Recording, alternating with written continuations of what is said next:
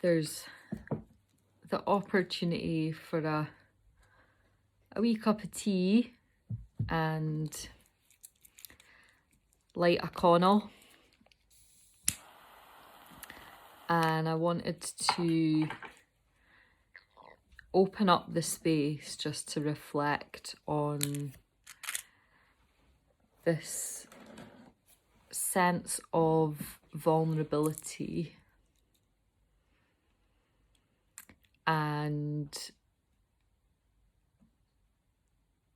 the process of tracking and being aware of our internal landscape when we're actively trying to open ourselves up to life, to opportunity, to creativity, to inspiration.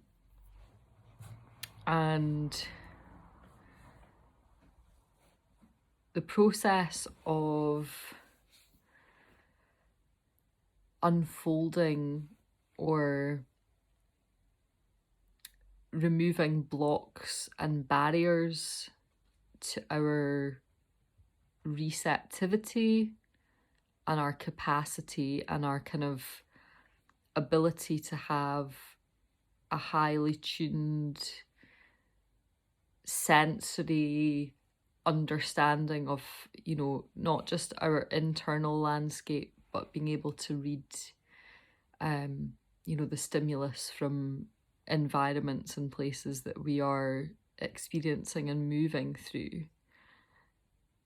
You know, comes a point where there is a decision to be made in terms of, okay, I want more, and in order to receive more, I need to be open to making some space available. And there are different ways to feel into that and to interpret that. And as ever, I'm thinking along this point of view of 5 elements. So taking in this multidisciplinary perspective, this holistic perspective, that it's never simply one thing. These things are individual in their own right in terms of qualities, archetypes, maybe falling into certain disciplines, you know, categorization, but together they make a complete picture and a complete tapestry of our complex nature, our cyclical nature, our multifaceted nature.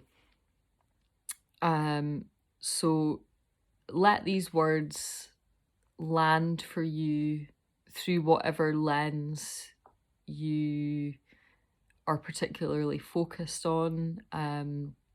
You know, this idea of being open to receive, for example, is definitely a phrase that you may have heard. I would be surprised if you hadn't come across it in mindfulness or meditation practices. So if it's the case that you are entrenched in one particular definition of what that means, here's just a gentle invitation to think about that on the levels of the physiological, the psychological, the social, the emotional, and the spiritual. So yeah, being open to receive from the body's perspective, creating more space, connecting with the breath to support as a vehicle to enable us to have a greater understanding of how we might begin to engage in that process, just as one example. But what I wanted to touch upon is, everything I'm sharing in this work is there are reflections of like miniature journeys and evolutions that I have gone through with my own relationship to my voice, to my creative practice, to my research practice, and then to the teaching and facilitation and what I share with other people. So there's always an evolution and a kind of opportunity to be like swimming in different flavors and different frequencies, if you like, of experience. And of course, life brings you different perspectives to challenge you for sure, and invite you to step up as well. So these things I'm sharing are kind of very much connected to where I'm at along my own progression of like a relationship of trauma work. And the more deeply I dive into that on a personal level, the more it enriches my creative practice, the more it enriches how I'm holding space for others, and the more it enriches my curiosity and inquisitiveness about like how can I upskill, how can I ensure that what I'm sharing is relevant and coming through like a trauma aware lens. So I really want to refresh and bring that to the fore too. And but also just the place that I can share best from, most openly, most accessibly, is to give myself permission to be a conduit for all of that, and to be able to be transparent about where I'm at on my journey, because 5 Elements of Voice Work as a tool is something that I engage with. It's something I need to engage with to keep me on track, to allow me to have continued personal development, and to be mindful that I'm enriching my voice through an array of different mediums, allowing my voice to be expressed or to be channeled through different avenues to really support my communication skills in like the most broad way possible. So that's why I'm choosing to share this through this particular platform, in this particular way. And it's like to be able to have that like personal touch point of saying like, this is my experience, this is what I've tried, this is where I'm coming from, here are tools, resources and information that are widely researched, have great benefits, and signposting and opening awareness to different disciplines that are disciplines in their own right, but like bringing it back to a focal point of a philosophy around how to use voice work, and start to think about voice work as a therapeutic tool as well as a self-development tool. I feel far more comfortable presenting in that way, because it really, from like a individual transmission point of view, it's much more open, and I perceive it as being like easier for people at whatever level of experience they're coming from, or whatever particular angle of interest. It gives space for them to feel like, okay, no question is silly here, you know, I'm curious about this, or this is my experience here, like is this something that would be able to support me, is it right for me? So that's just a little bit of framing as to you know, where I'm coming from, and just a kind of reminder of that, you know, that it is my intention to keep showing up in this way, and to continue to do that, to develop my confidence in that area as well, so that I can really transmit these ideas with greater clarity and greater accessibility for a wider range of people, particularly people, you know, or not people that are experiencing trauma. Trauma is the culture that we live in. So we're all swimming in that to different degrees of awareness and to different depths of engagement with the feelings that are connected to those different traumatic experiences. So that's where I want to kind of pull it back to, just to talk about this openness to feeling safe and comfortable to swim in feelings that are, yeah, like not comfortable. Like, how can I become comfortable with being uncomfortable? And it's just a note to say that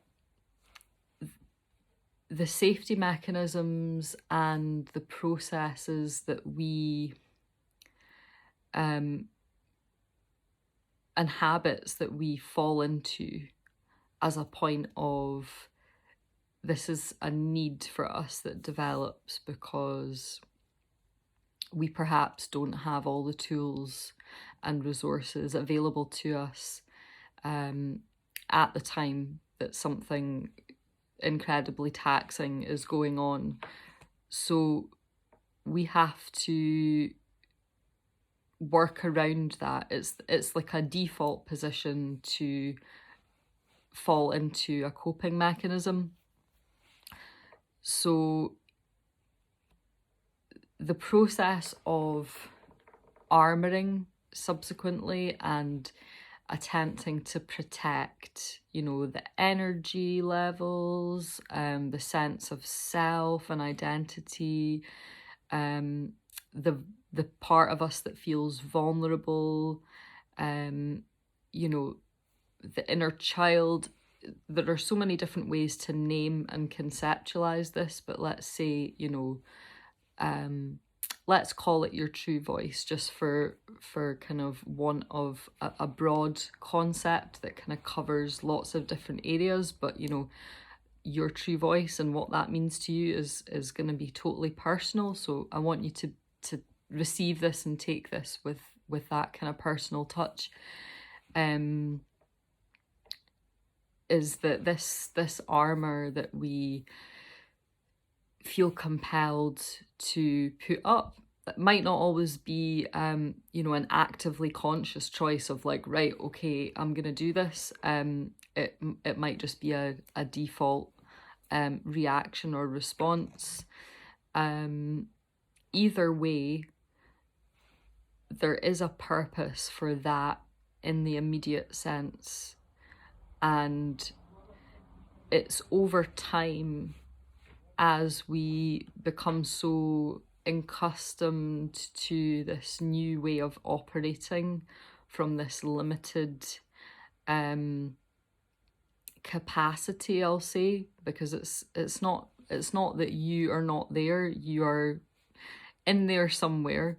And if you're fortunate enough to have that kind of quality of ongoing relationship with self, or sensitivity to still be acknowledging and hearing the voice that comes up and makes protests at you sometimes when you don't meet its needs, then that's a sure sign that the voice is there, that you are there. And I want to reinforce that because, you know, being where I'm at on my own particular stage of my vocal journey, and the exploration, and how I've tracked my processes with that in relation to how expansive I feel, how expressive I feel, how present I feel with my voice, and using my capacity to bring that forward as like a measure, not of, you know, how good I am or how hard I'm trying, because that is, in an emotional spectrum sense, we are up and down all the time and we're fluctuating.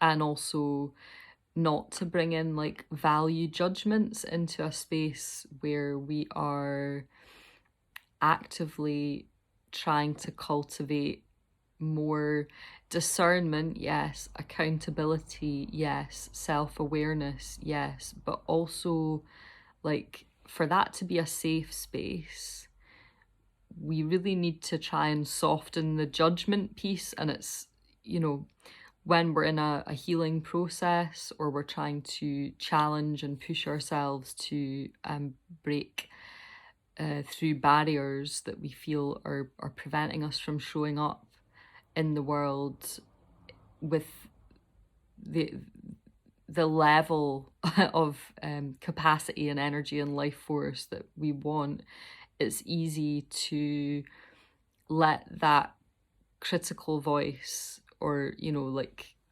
the parent, the kind of voice of reason, or the hypercritical lens, to kind of come in and really dominate the space.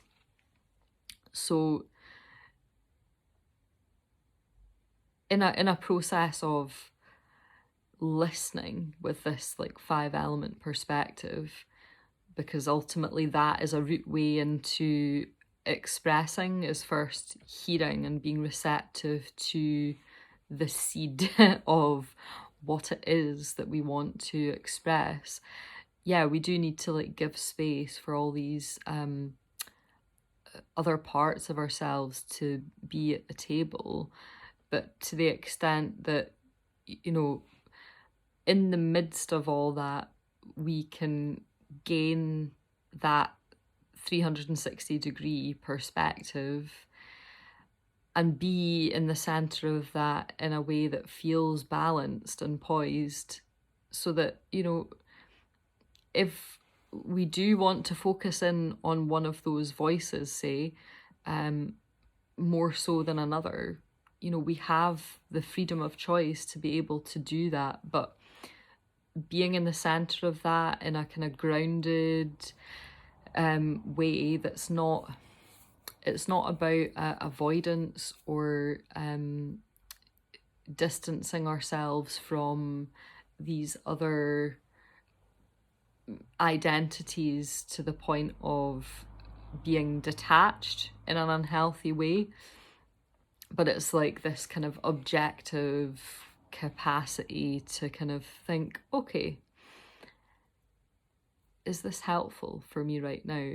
Is this helping or hindering my progress? You know, if we're talking about tracking ourselves on our vocal journey, and we've set a goal or a destination in mind for a specific outcome, but we're also holding this awareness of that goal is not the end point. This is just, you know, it's a watering hole, it's a way marker, it's somewhere where the path might change, but it gives us a time frame to work towards this specific point.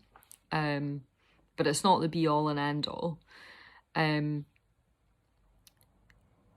But by having that kind of motivation to move towards this place, and presumably the goal we have set in mind relates in some way to expressing ourselves with more confidence, or having a deeper, more nourishing relationship with our sense of voice as it relates to well-being, or enabling our creative voice to be more present in our own lives and in how we share with others.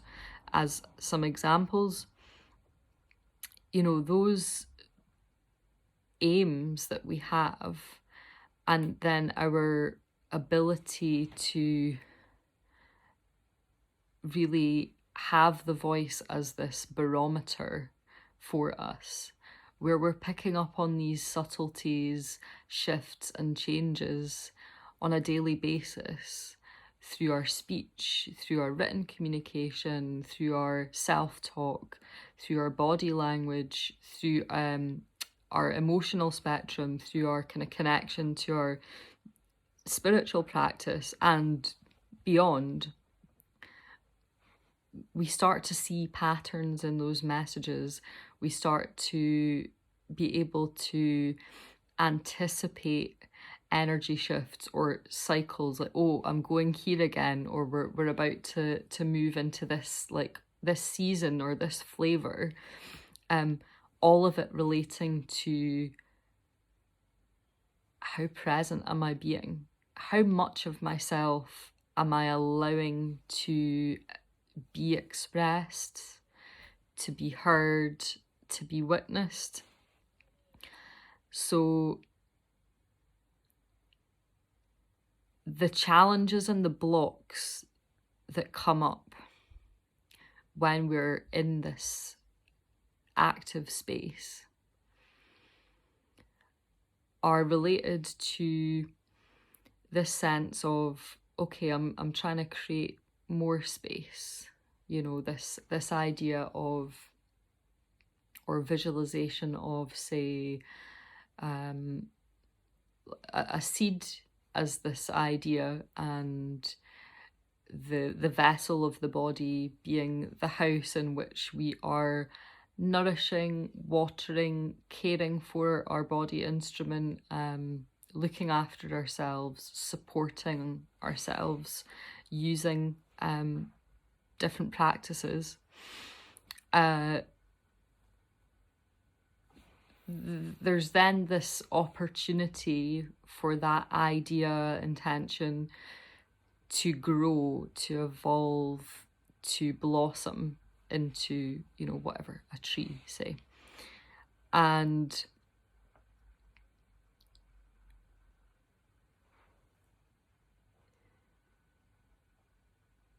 this space that we need to create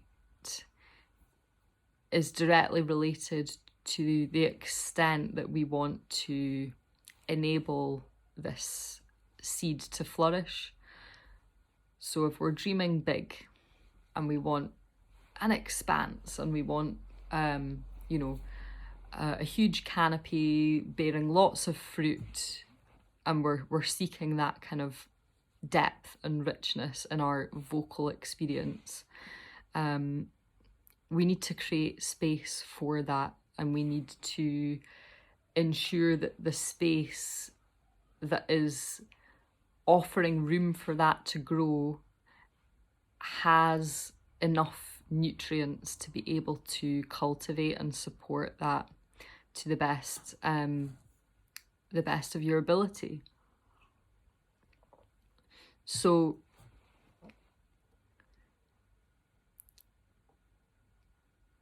when we have been closed in a trauma response, or in the impact of a multitude of different events that all contribute towards this sense that we are closed off from life, and we are closed off from the potential of our growth, because this protective barrier is there. You know, there's not much can get in and there's not much that can get out. And we're seeking more room to grow within that, and we hit this wall where we realize, okay, we're meeting resistance here, and there's a drive to push past this barrier or this block in order to move more expansively, in a more wholesome way, into embodying this fullest expression of our true voice.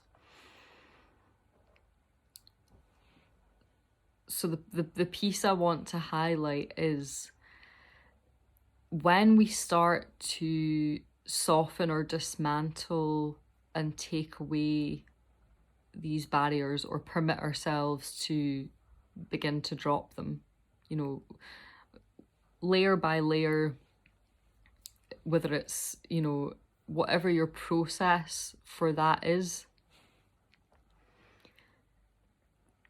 the resistance I have found relates most specifically to the fact that if a holding pattern has been there for such a long period of time, we become comfortable in that holding pattern, you know, from a psychological point of view, and from like a brain function point of view, that groove, that trajectory that we've been reinforcing over and over again becomes a deep groove, and we're inviting ourselves to move away from that because perhaps the depth of that groove is no longer protecting us. You know, that may have been its original purpose, but it's no longer fit for purpose because actually it's reinforcing pain, or it's reinforcing habits that are actually harmful to us. So we invite ourselves to move into this space of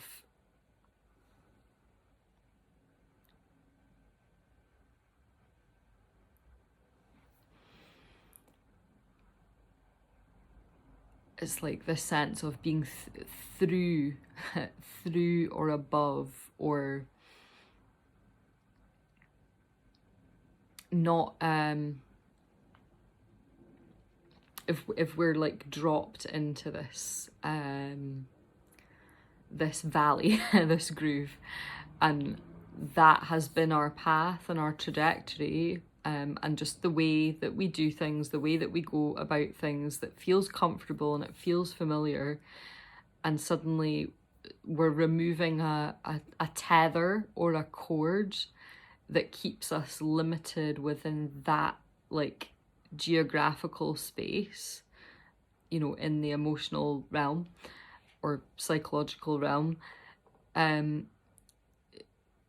We suddenly have this ability to like freely move around, and like naturally our desire is to take ourselves like out of that environment entirely and, you know, explore this new expanse. It's like being given wings, but the sensation of that in itself feels so alien and it feels so unfamiliar, you know, for the body, for the spirit, for the psychology, definitely, for what it stirs up emotionally, and then the impact that that has on how we're interfacing and sharing with each other socially. It can all feel really quite uncomfortable. It's unknown, or it's forgotten.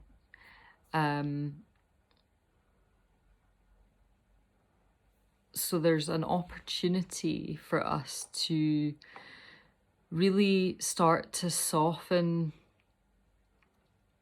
our approach and our expectations when we are inviting ourselves to move past these barriers and start to come into this like almost awareness of being childlike and inquisitive and being like, oh, I've not been here for quite some time and I'm not very sure. And if you have been through really challenging things that have completely shot your central nervous system to pieces and you're still in a process of actually reconfiguring and, pulling back fragments of yourself into your experience, to suddenly feel like you have no support or grounding, because these objects that have been there have been like fixed and they've been tangible, and therefore there's the perception that they are going to keep you safe, and that's not going to move, and I know what that is, and therefore it's that's like a pillar that I can hold on to. I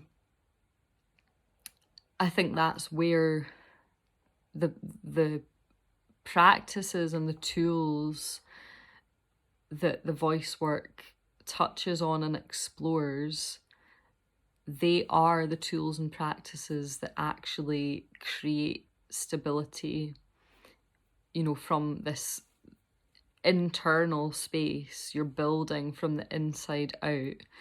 And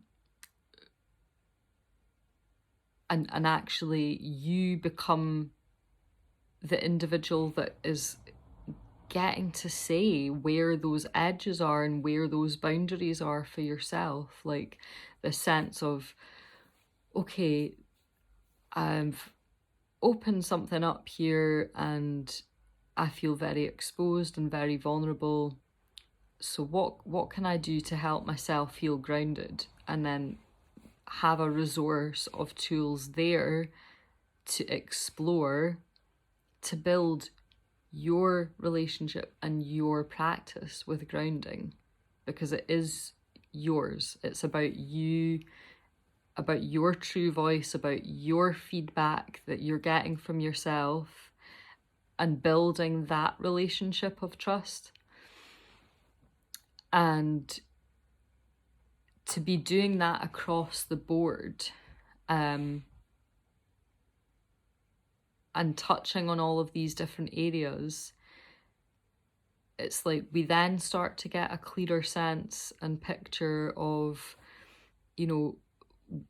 where am I strongest right now in the kind of the composition of me as a being. Like, is there anywhere that I feel particularly secure, or seeing the areas that really need development and that really need support, with a view ultimately to trying to bring everything into some kind of balance, because this idea of stages of development, because of the learning systems that we're entrenched in, there's this like hierarchical perspective. And I think what I want to reinforce with this kind of work, and with any kind of work that is, coming back to the sense of supporting the self and, going in deep, it's more of a spiral. Because say we bring in all of these different components of the psychological, physiological, social, emotional, and spiritual elements, and then we start to get a kind of handle on where we are with each of them, And we start to see the benefit of bringing them into balance, because we realize that that is creating this it's like a sense of protection, but like we're cultivating it internally. But it's this like all of these different strands weaving together that resource us better, equip us better with tools to respond to life better, more effectively, more flexibly, more intuitively,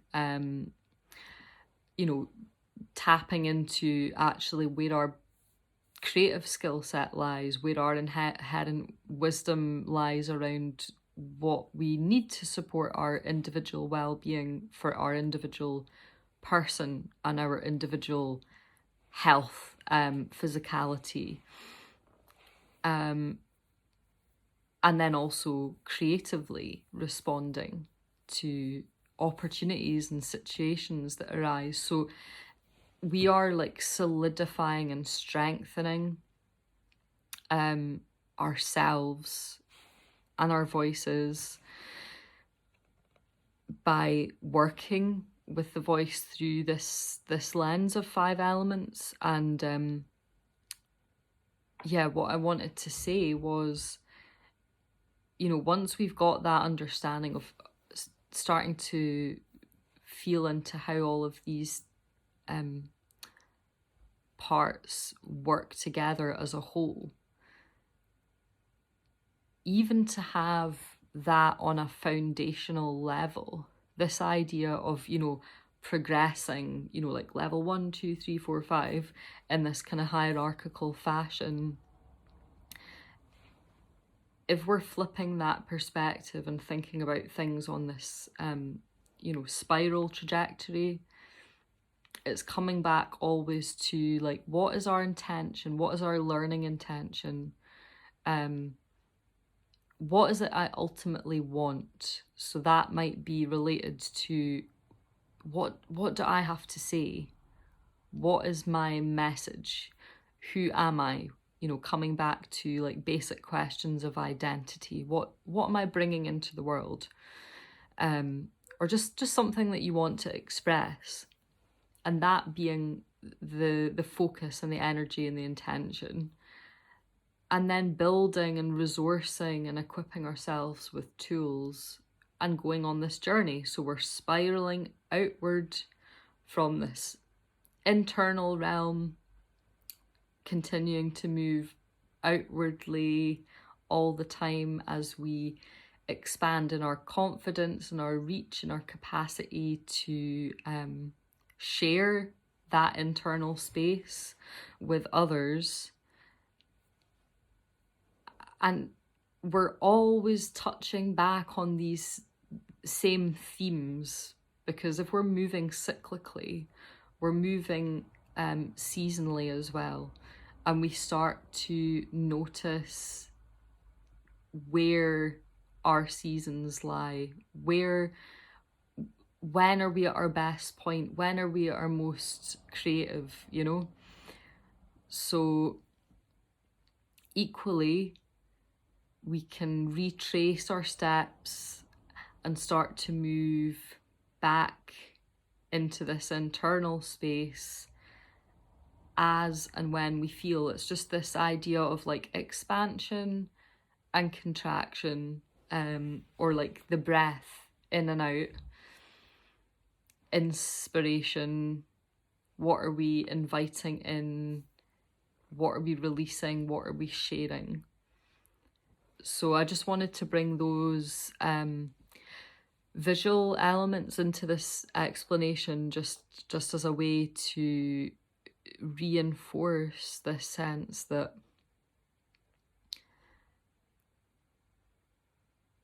there's no like level 3 5 elements of voice work mastery. If you have started to embrace and engage with each of these elements and work with them and have them present in your life and have your awareness turned on to them and be actively pursuing activities that touch into these different qualities. It's just a process of exponential growth, refinement, clarity, purpose, passion, all these questions that you return to again and again when you're asking yourself, what does my true voice look like? What does my true voice feel like? What does my true voice sound like? What does my true voice want to say? The benefit of engaging with 5 elements of voice work as a practice for life, as something that you are in, you're in a process with it, you're swimming in it, you become a practitioner within. You start to integrate the qualities of these different elements into your life, not just, in your communication, but in the way that you move through life. So the invitation is there. If you feel that this is something you would like to learn more about and you're curious and you are at a point where you are ready to open and expand your awareness to something different, a different perspective, and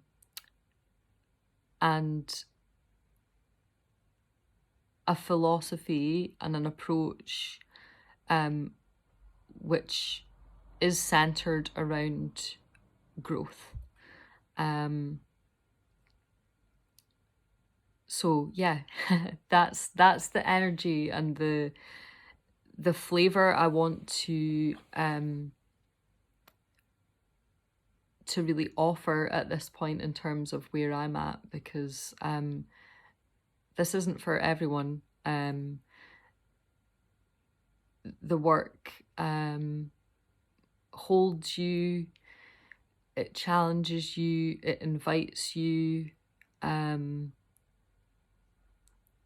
It's this invitation to dance within this space and to develop tools that will support self-mastery. And that, there's a specific focus and flavor and lens which I'm bringing to this, which, relates to vocal expression as this vehicle through which to think about life, and that's my that's my particular interest and passion, and it's where my skills lie. And the journey is yeah, it's a ride. it's a pure ride.